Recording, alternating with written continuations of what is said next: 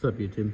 Today I'd like to talk about the Sonocore 30 direct thread variant. This one comes in at 5/8 by 24 thread. It weighs in at 12.14 ounces right now. After about a couple hundred rounds through it without a cleaning. So far, I've been enjoying it a lot. I've shot a lot of 5.56, 308, 7.62 by 39, and 300 blackout through it. And it hasn't given me any issues at all. I haven't had any walking on this whatsoever. I've also been using the Silencer Co. 5.8 to half by 28 adapter. All the finish has been worn off the bottom. I've had this for a number of years. In this part of the video, I'd like to talk about the construction, and then we'll go ahead and take it apart. I'll show you how all that works. It's an aluminum outer with stainless steel inserts, which you'll see through each section. You can also shorten it down pretty far. And I have yet to test it in the short configuration, because to me, I just don't care about it being more compact or not. And I've been enjoying the hell out of this thing. Compared to the 4-in-1s that I posted about earlier today, it is significantly lighter than the ones that I did. All right, let's go ahead and take this thing apart. I got it tightened up, hand tight. I shot a couple of rounds through it and then tightened it. The best way I've seen to take it back apart again though, after it's been tightened, is to either shoot a couple of rounds and let it get hot, or in this case,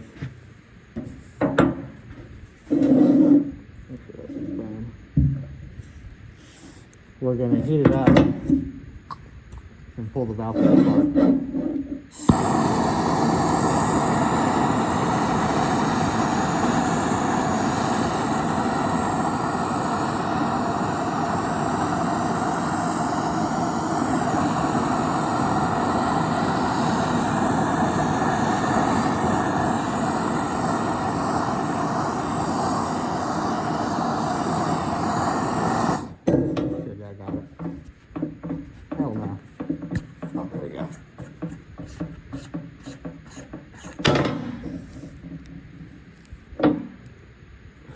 So this is after a couple of hundred rounds. Nothing too unusual. There's still one more baffle in this end cap here that we've yet to get. But they have this interesting spiral cone, and I believe that is a steel insert into the aluminum there. I'm not 100% certain on it. You can see there's still plenty of anti-seize in there after several hundred rounds of shooting.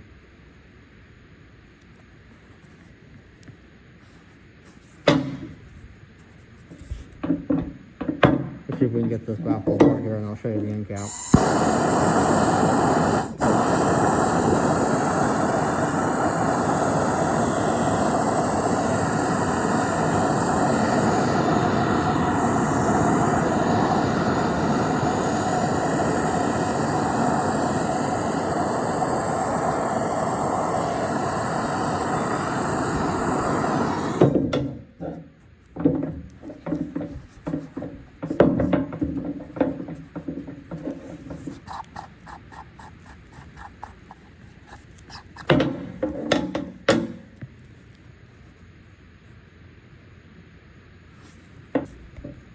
It will soldier on though.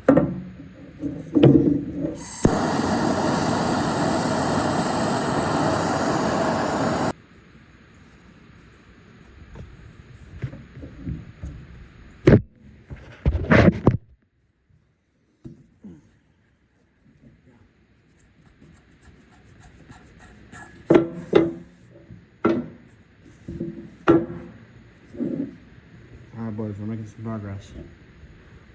carbon that came out of it. It took a lot more heat and effort than I was planning on to. For me to disassemble this thing. But we finally got it completely broke loose. Now I can show you what we're looking at here.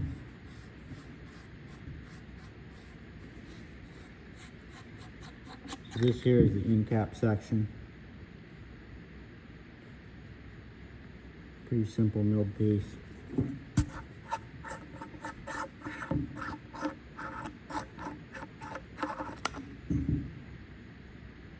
Here's the next section with these cones. Inserts. They appear to be stainless steel. I didn't look it up online, but if I had to guess, they look stainless to me. Keep in mind this is after about 200 rounds, 200 to 300 rounds through it.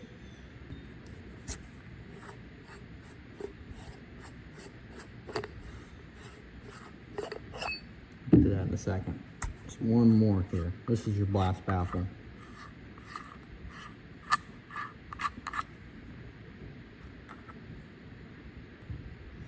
So if you want to run it at the shortest configuration, you have to have this blast baffle, the end cap, and then you can thread it on over. There we go.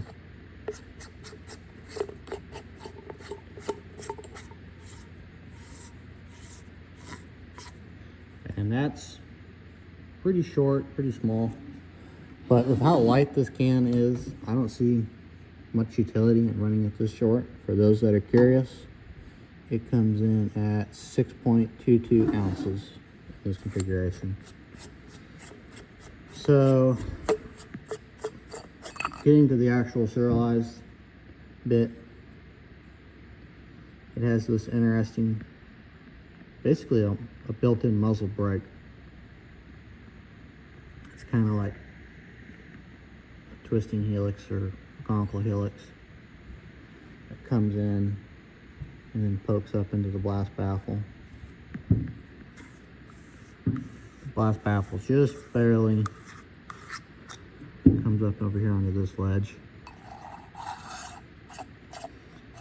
Now keep in mind, I had thoroughly NEC'd this with type 13 high temp copper. I know there's better stuff out there, but this is just what I've used for years on my silencers, and I hadn't had any issues up until now. But man, once I got to the back of this can, these last two baffles here would just not come apart. I cut out most of me fighting with it, but I eventually rolled it around and heated it up enough to where I could twist it off real quick. But it sure was a bitch.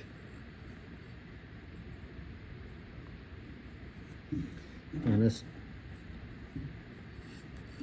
just come through and clean them up, re-NEC'd it again.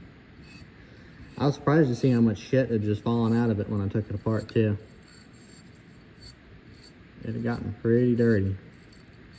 But to be fair, almost everything that I was shooting, even the 308 stuff, was Tula 308 and Norinco Red Box 76239 and Tula 556. Or mix of Tula and mix of some Wolf in there too.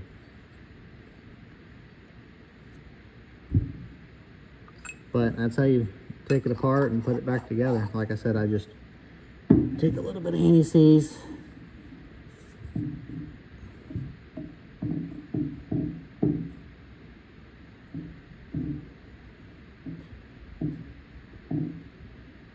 clearly I'm not the sharpest tool if I'm about to put the same shit back on here that just fought me like hell getting it off. One thing I've noticed though, if you do care, if you do NECs this running around,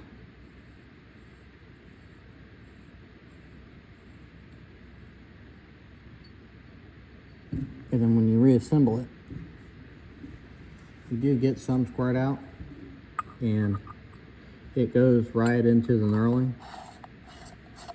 and you'll have a NEC's ring stuck down in the knurling, that just kind of see how it gets discolored and crammed in places.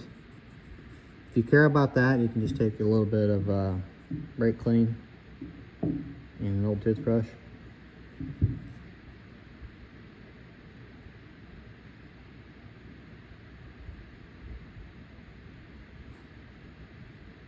And it'll take care of that discoloration for you.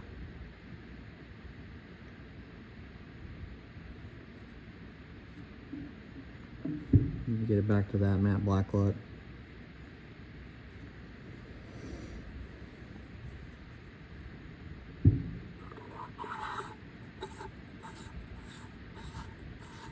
But yeah, tomorrow I gotta figure out how to edit 2 videos together. I never really saw much videos on this particular suppressor before I bought it. There's a couple of videos out there, but I didn't really feel like they covered everything I'd like to hear about it.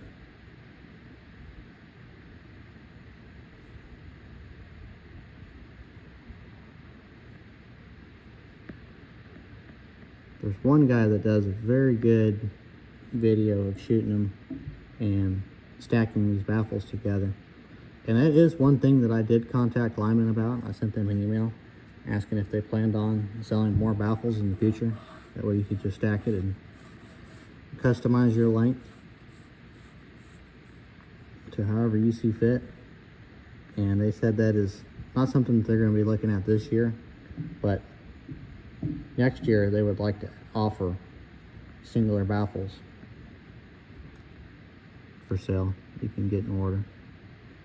That way you can customize the length, or if you shoot your end baffle, you can just go ahead and order you another one.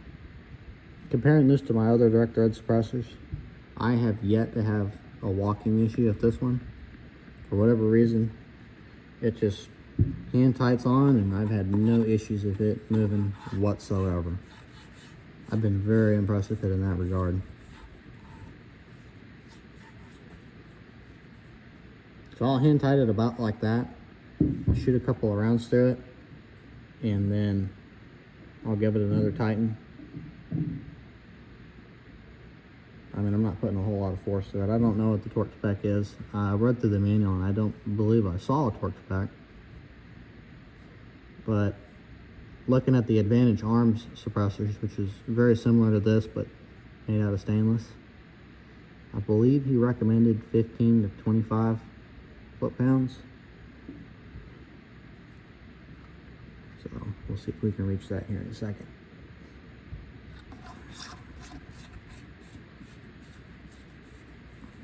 All right, let me get out my my torque wrench real quick. So about 15. Beep. All right, we got it. So that's about what I do. I'll go ahead and hit it with some brake clean. Get these stars and stripes off of it. And we'll shoot it tomorrow and see how she does. I'll bring out a box of subsonic 308s with it too. I don't have any subsonic 556, but I do have that Tula. And from what I've graphed out of it compared to like White Box or anything made here state-wise, it seems to be subsonic, or at least very close to it. I have a dedicated 556 can that we can compare it to. But until tomorrow, I'll see y'all. All right, YouTube, we're back here at about 100 yards. I got 2 rounds of Tula 308 steel case loaded up, and then I got 2 rounds of Remington 200 grain subsonics loaded up behind that. Let's see how that does here on the CBA.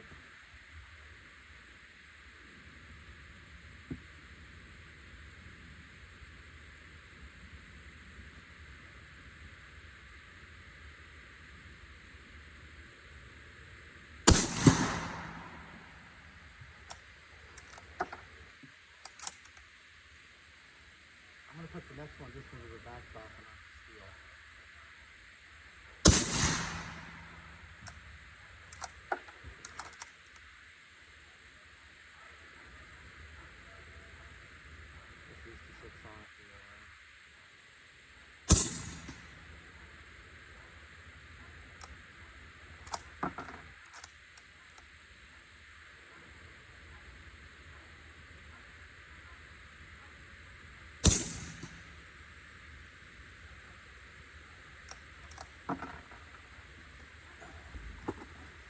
These are those, see if these are in frame. Here you go.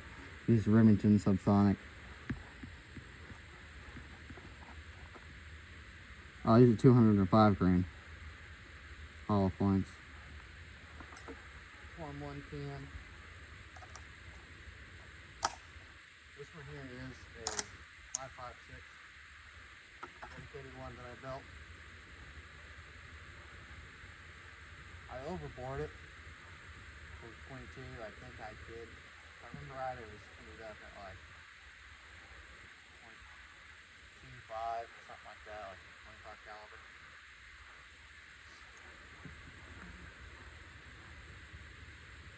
This is more. This is still pretty cool. I like this stuff because it's not real loud.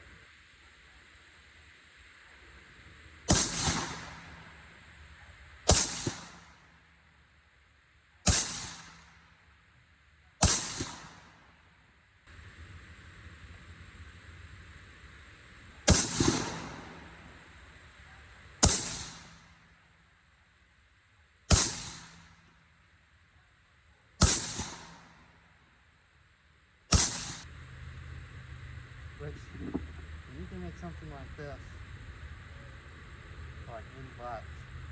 If you're buying nicer stuff like titanium or stainless steel and things like that, versus $280 for something like this. If you got the time and the skills, really not that much skill, because you saw earlier, you can just roll up some cheap shit and throw it on there. Just have some loose tolerances on it, throw it together, and you are ready to roll. And if you blow it up, who cares? You got like 40 bucks in it. Build another one. The only part that sucks is the wait time. The first one that I submitted took about 7 months for me to get approved. The second one I submitted took around 6 months.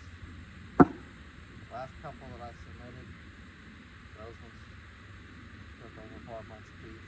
And then now I've submitted some more, and I'm into month 4 already waiting. The first suppressor I bought on Form 4, I got approved in 2 days. The wait times on Form 1s right now are pretty shit. I don't know what's taking them so long. That, I said, would be the biggest drawback, is if you're impatient waiting to get approved, it's not fun. And you can't start on these. You can't do nothing with it until you've been approved.